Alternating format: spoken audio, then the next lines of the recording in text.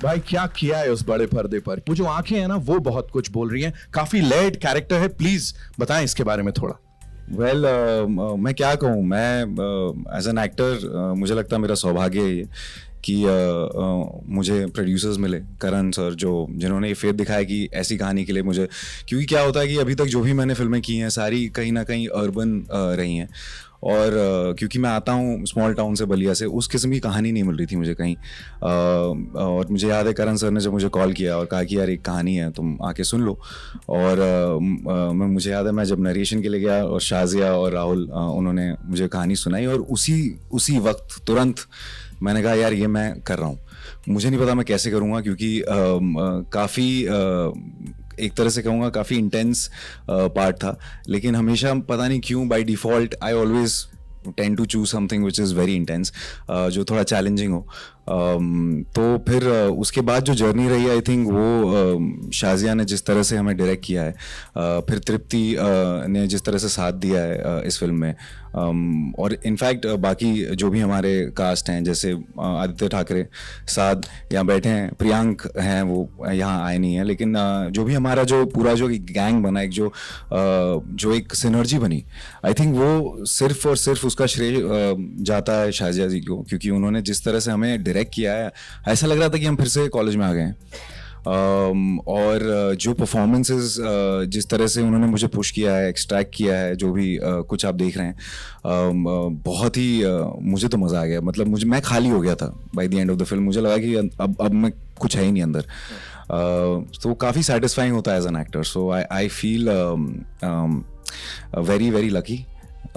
So thank you Apurva sir, thank you Mesh sir, thank you Karan sir, thank you Somen, thank you to the whole team for actually and बाकी तो यार ये आप लोग देखिए और बताइए कैसा लगा। मेरे लिए फिल्म बहुत स्पेशल है। हमने बहुत ही दिल लगा के, धड़क लगा के इसे बनाया है, और आप उस फिल्म में जब आप उसको देखेंगे तो आपको वो चीज़ फील होगी। इस तरह के किरदार निभाना कितनी बड़ी रिस्पॉन्सिबिलिटी और कितना टफ कुछ चैलेंजेस रहे आपके लिए? जी मुझे लगता है कि मेरे लिए कोई भी किरदार हो, कोई भी फिल्म हो, मुझे लगता है कि एक रिस्पॉन्सिबिलिटी हमेशा होती है एज एन एक्टर कि मैं उसे निभा पाऊँ।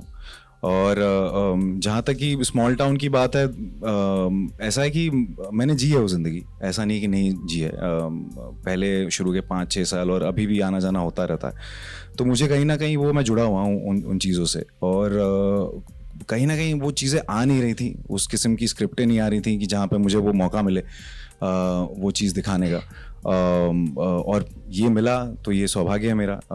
और मुझे लगता है कि हर एक किरदार जो होता है, या हर एक एक्टर होता है, चाहे वो एक्टर हो, डायरेक्टर हो, टेक्नीशियन हो, लाइट दादा हो, चाहे जो भी जिसने भी इस फिल्म में काम किया, चाहे मेकअप, हेयर, हर कोई आई थिंक रिस्पॉन्सिबल होता है। जो भी आप प्रोडक्ट देखते हैं, किसी एक का काम नहीं है वो, right from the writers till the time the distributors, everything. In fact आप लोग की रिस्पॉन्सिबिलिटी भी है कि इस फिल्म को सही तरीके से हर जगह, हर सिनेमाघरों में या इसके बारे में बातें हों, क्योंकि ये फिल्म मैं कहूँगा कि इंटेंस लव स्टोरी तो है ही, लेकिन उससे ज़्यादा भी कुछ है जो मैं शायद आपको अभी नहीं बता पाऊँगा, लेकिन जब आप फिल्म देखेंगे तो आपको समझ आएगा कि ये जो है बहुत ही स्पेशल फिल्म है। और इसीलिए मैं कहूँगा कि I think I am lucky to be able to pull this off, and thanks to the whole team, and thanks to everyone who's also present here for being here and clapping, cheering or feeling it. Even the silence is, when I asked you guys कि कैसा लगा आपको ये trailer, I was expecting more than hooting, because ये more than hooting सीटियाँ, मुझे ज़्यादा expected था कि silence हो, क्योंकि एग्जैक्टली वही एक्सपेक्ट करेंगे जब फिल्म ख़त्म होगी, जब आप फिल्म देखेंगे। आप धक्का देते जाइए। कुछ लोग होते हैं जो पीछे हट जाते हैं, कुछ लोग जो होते हैं वो रिएक्ट कर देते हैं, लेकिन ये जो रेजिलियंस है, ये जो दृढ़ निश्चय जो जिसे कहते हैं, उस जगह पे खड़ा होना, और ये मेरी जगह है और मैं कुछ ज़्यादा नहीं मांग रहा हूँ, ना मैं कहीं आपसे कुछ मांग रहा हूँ, मुझे बस मेरी जगह चाहिए। ये जो चीज़ है, ये कैरेक्टर से मुझे सीखने को भी मिली, और कहीं ना कहीं मैं पहले से ही रेजोनेट भी करता हूँ, क्योंकि अपनी जगह बनाने के लिए अपनी जगह छोड़नी नहीं होती है। बहुत धक्के होंगे, बहुत सारी चीज़ होंगी, तो वो मेरी जर्नी कहीं ना कहीं रही है जिससे थोड़ा सा मैंने रेजोनेट किया। और जब मैंने ये कैरेक्टर प्ले किया तो मुझे रियलाइज़ हुआ कि यार मैं सिर्फ 5%, 5% था उसका।